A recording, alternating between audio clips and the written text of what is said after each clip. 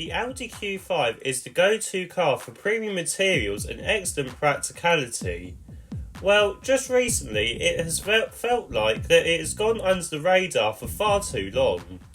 Well, this is the all-new model, so let's have a look and see what is new and if it is worth buying over the BMW X3 or Mercedes GLC.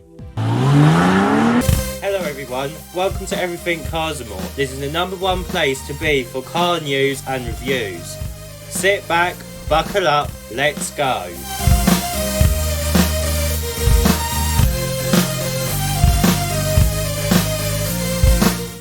So from the front, and changes may seem hard to spot at first as it doesn't have the new split headlight design like so many new Audis these days, but the changes are there.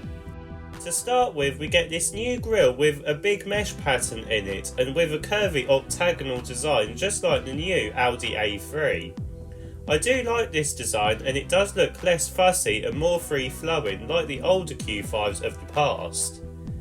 The headlights, as I have said, are all one unit, but they still house a changeable LED daytime running light system as well as a brilliant matrix headlight system. These also look sleek, making the grille more pronounced. The central air vent is much bigger than before too, and these connect the big and exaggerated side vents which, yes, do look too big for the front of this car, but at the same time suits it very well. Moving round to the side, we get the usual Q5 silhouette. We get a lot of chrome steel and some grey coloured wheel arches and seals. We also get a few creases too. Sadly though, we don't get the new style Audi door handles, which would have been very nice to see.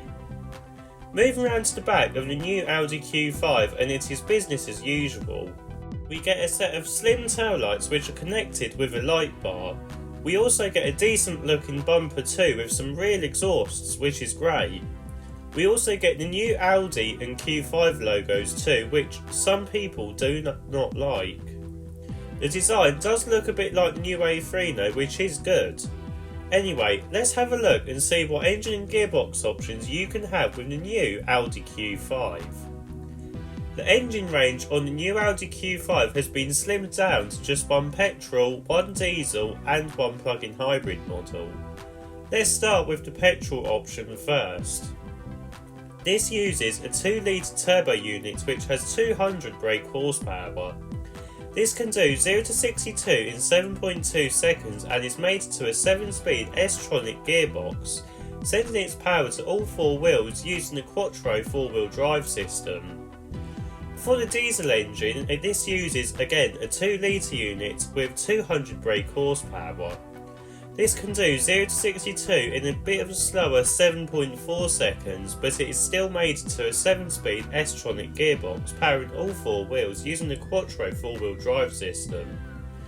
There is also a plug-in hybrid model coming which will have 297 brake horsepower and will offer 62 miles of electric-only driving, which is quite good. There isn't any more information on this one yet, no, but I will let you know in the comment section below. There is also an SQ5 model, but that is a different model, and if you want to know more about that one, then again, let me know in the comments section below and I will make a separate video. Whilst you're at it though, don't forget to subscribe if you are enjoying this video.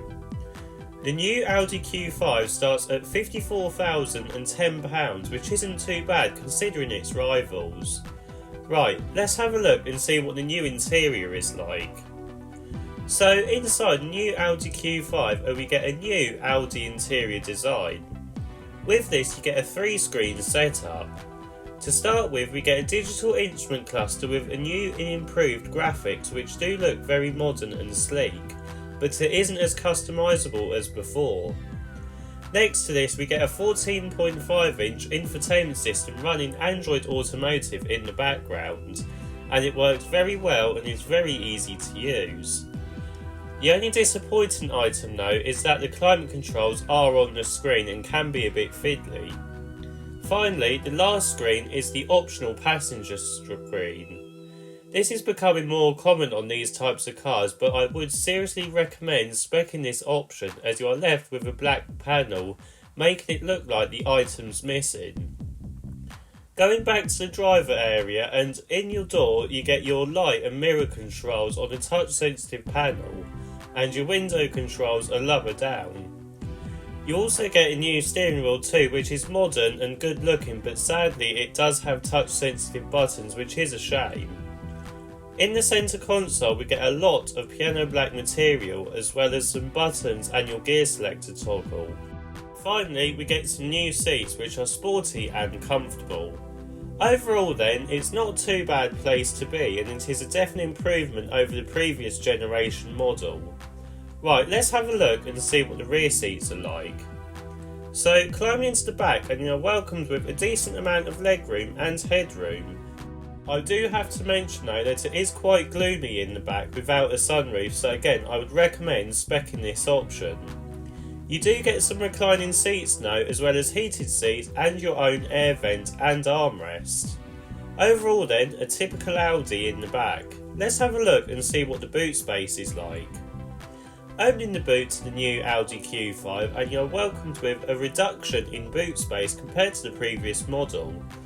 It has gone from 550 litres down to 520 litres, which is less than the BMW X3 and GLC, which is a bit of a shame really. If you do fold down the rear seats now, it does increase to 1,473 litres now, but again its rivals do offer a bigger space with the seats down. So in summary then, what do I think of the new Audi Q5? Well, it is a bit of an odd car really now. Now don't get me wrong, it does look really good and does have a brilliant interior.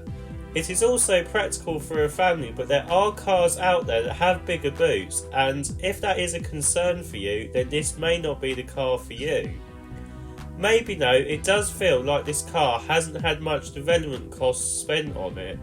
For example, using the previous generation door handles and taking interior straight out from other Audis, including the A5, A6 e-tron, and even the new Q6 e-tron. Audi should have made this car its own, giving it a unique take, even more than they even did to it now. Hopefully next time. It is still a decent car though.